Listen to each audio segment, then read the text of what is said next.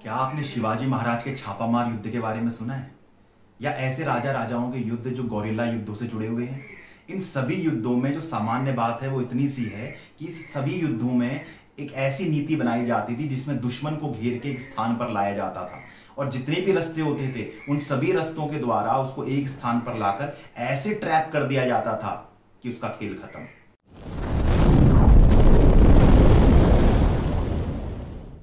और इसी बात को समझाने के लिए पूरा वीडियो देखना आपके लिए बहुत जरूरी है, क्योंकि कुछ ऐसा ही रिश्ता है आधार कार्ड का डिजिटल पेमेंट से, डिजिटल पेमेंट का हेल्थ आईडी से, हेल्थ आईडी का आईडी 2020 से और आईडी 2020 का RFID से। तो ये वीडियो पूरा देखना आपके लिए बहुत जरूरी है कि कोई भी हिस्सा यदि छूट गया तो वो जानकारी आपके लिए अधूरी हो जाएगी। इसलिए पूरे वीडियो को देखिए और सबको समझाइए। ये वो विषय है जिसको मैं वापस बताना चाहूंगा, मंद बुद्धि भी समझ सकते हैं लेकिन बंद बुद्धि कभी नहीं समझ सकते। बात चालू होती है आधार कार्ड से। आधार कार्ड संख्या 12 डिजिट की ऐसी संख्या है जिसमें हम लोगों का पूरे बायोमेट्रिक का पूरा डाटा है। हमारी आंखों से लेकर हमारे हाथ उसमें स्कैन हो चुके हैं, अर्थात हम दुनिया में कहीं भी जाएं, कहीं भी हम सफर करें, हमारे यहाँ पर उसकी संख्या के द्वारा हमारी पूरी पहचान निकाल दी जाएगी। समस्या और भी बढ़ती है क्योंकि आधार कार्ड को लिंक कर दिया गया हमारे बैंक अकाउंट से, और बैंक अकाउंट से आधार कार्ड को जोड़ने के साथ हमारी ट्रांजैक्शन, हमारी बैंक की डिटेल, हमारा स्थायी निवास, हमारा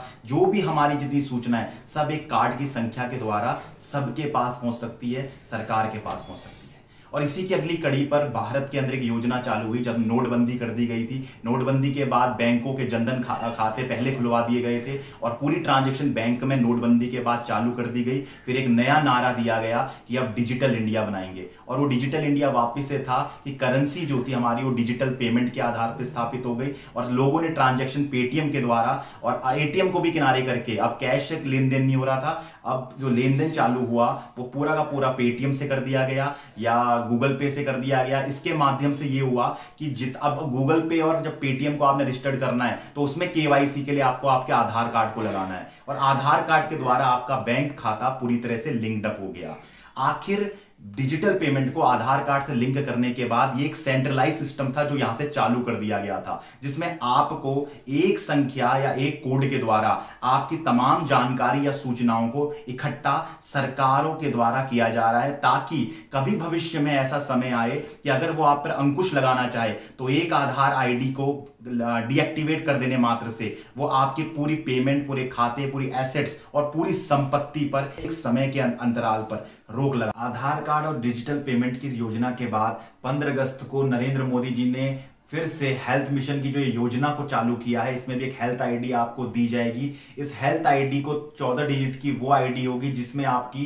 पूरी जानकारी स्वास्थ्य से जुड़ी हुई होगी, जिसका आपकी मेडिकल हिस्ट्री, आपको क्या बीमारियां हैं, आपकी क्या रिपोर्ट्स आ रही हैं, आपका जो उसको लिंक किया जाएगा इंश्योरेंस के साथ। और इसमें जो सूचनाएं आपको देनी है वो आपका डेट ऑफ बर्थ आपको देना है, आपको नाम आपको बताना है, आपको आधार संख्या आपको देनी है या आपका फोन नंबर देना है। लेकिन हैरत की बात यह है, सरकार यहां पर कहती है या तो आप फोन नंबर दीजिए या आधार कार्ड दीजिए, लेकिन जो आपका फोन नंबर है वो खुद आधार कार्ड से पहले से ही लिंक्ड हो रखा है और आधार कार्ड आपके बैंक के खातों से लिंक्ड है और बैंक के जो खाते हैं उनमें अब डिजिटल पेमेंट चल रहा है, डिजिटल लेन देन चल रहा है और ये डिजिटल लेन देन के पीछे गूगल पे या जितना हमारा पेटीएम है वो सब में आधार कार्ड लगा हुआ है। अब बात आगे बढ़ती है, ये जो हेल्थ कार्ड बनेगा, हेल्थ आईडी बनेगी, इसमें बच्चों का बचपन से जो इम्यूनाइजेशन का जो कार्यक्रम है, जो आप मिशन इंद्रधनुष के नाम पर चल रहा है, ये सभी चीजों के टीकाकरण की सूची, उसका जन्म प्रमाण पत्र, कौन टीका लगे हैं, आपने कौन कौन से टीके लगवा दिए, सबकी सूचना इस हेल्थ आईडी के माध्यम से होगी।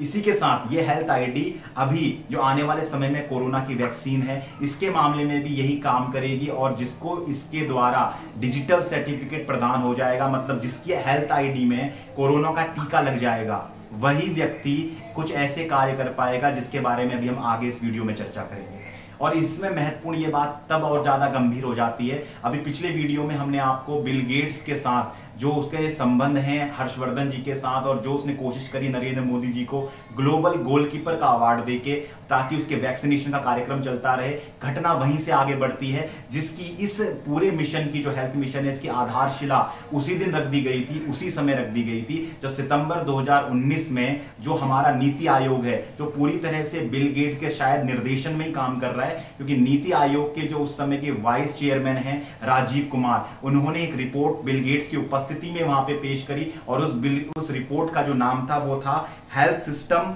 For a new India, building blocks, potential pathways to reform.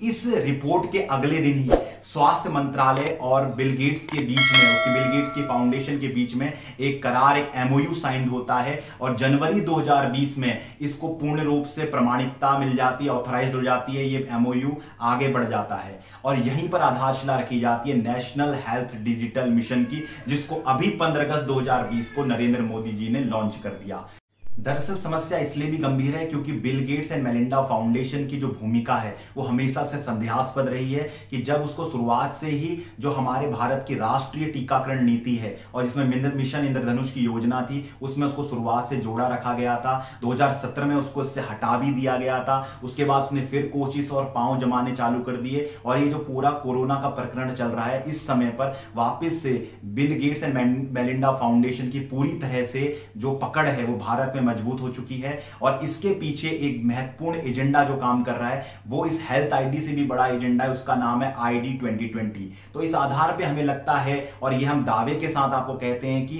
Bharat सरकार दुनिया में ID 2020 को लागू करने वाला पहला देश बन चुकी है और इसमें हेल्थ आईडी जो है वो एक महत्वपूर्ण कदम है। ID 2020 की अधिक जानकारी के लिए अगला वीडियो देखें।